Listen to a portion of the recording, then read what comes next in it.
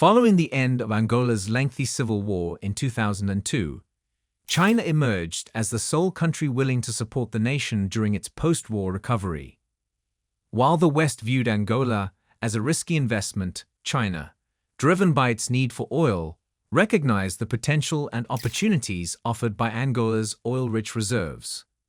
Consequently, China entered into a partnership with Angola, providing infrastructure development in exchange for access to its oil.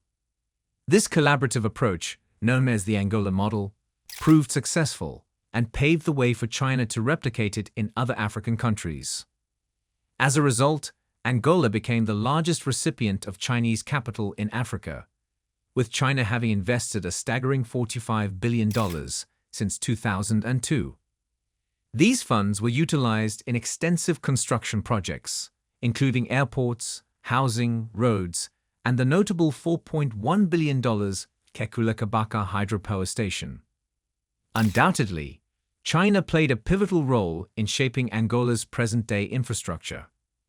However, the country's heavy reliance on oil, as its primary source of revenue and exports, 70% of which is directed to China for debt repayments, became a significant vulnerability when oil prices began to plummet in 2024.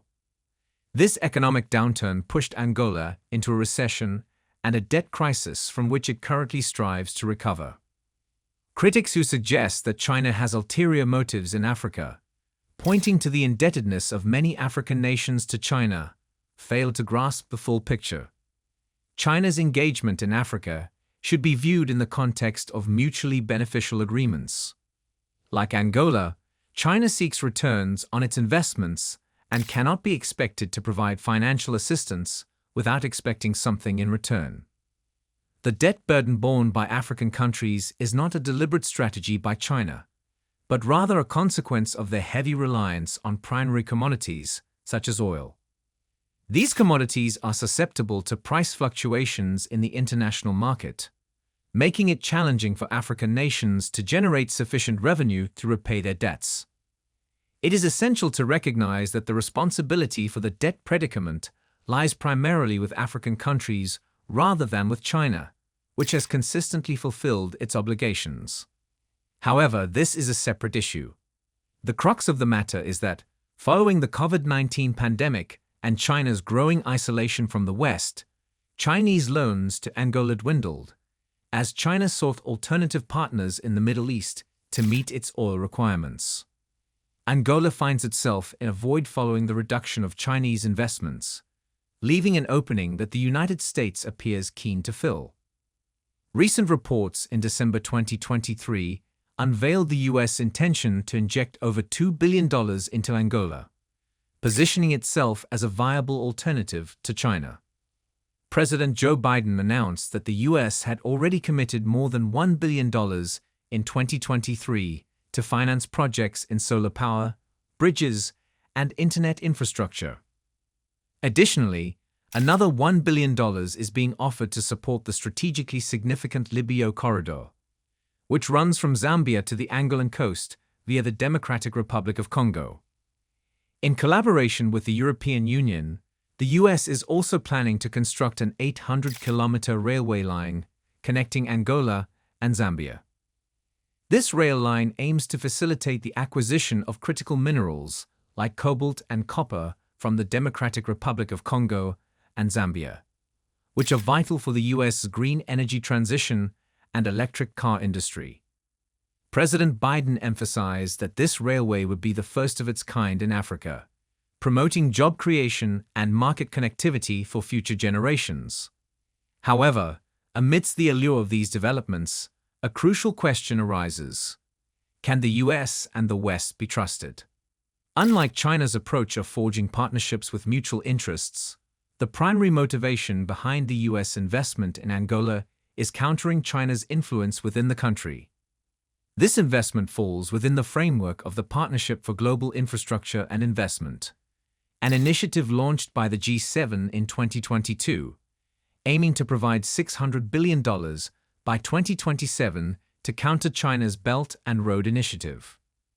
In simpler terms, President Biden and the United States are collaborating with other Western nations to utilize Angola as a test case for their ambitions to counter Chinese influence in Africa.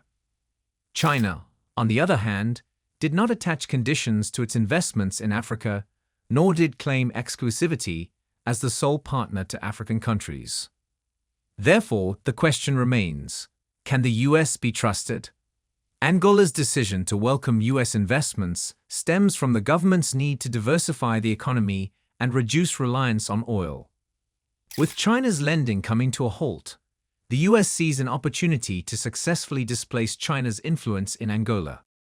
However, the long-term implications and intentions of the US involvement in Angola warrant careful consideration. In a surprising turn of events, Angola has decided to reinstate its partnership with China, dealing a significant blow to the United States. However, this time, the focus of the partnership goes beyond oil, as China aims to assist Angola in diversifying its economy and reducing dependence on oil. Chinese President Xi Jinping has announced that the Chinese government will support Chinese companies investing in Angola's agriculture and manufacturing sectors. This support is expected to drive agricultural modernization, industrialization, and economic diversification in Angola. President Xi made this announcement during a visit by Angolan President João Lourenço to the Great Hall of the People in Beijing. As part of the visit, the two presidents agreed to elevate bilateral ties to a comprehensive strategic cooperative partnership, which will facilitate increased trade and investment between the two nations. Unlike the United States, China's primary motive is to support the improvement of Angola's economy. This approach aligns intending to enable Angola to repay its debt of $21 billion, making it a more sensible proposition. Interestingly, in the same month when the US invested $1 billion in Angola, China and Angola signed an investment protection agreement.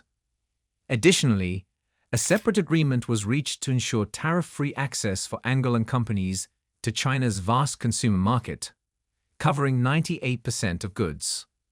These recent developments demonstrate a renewed commitment between Angola and China, marking a shift in the country's economic diversification efforts. With China's support, Angola aims to tap into its agricultural and manufacturing potential while creating opportunities for trade and investment. The United States' ambition to counter China's influence in Angola and Africa as a whole has suffered a setback due to China's innovative approach known as the Hunan model. This new model extends beyond Angola and encompasses other African nations, where China has made significant investments. In contrast to the Angola model, the Hunan model is an integral part of China's vision for China-Africa cooperation by the year 2035. This vision emphasizes medical collaboration, poverty reduction, agricultural development, digital innovation, and green initiatives. Efforts are also underway to address issues related to foreign exchange access and promote the increased utilization of local currencies.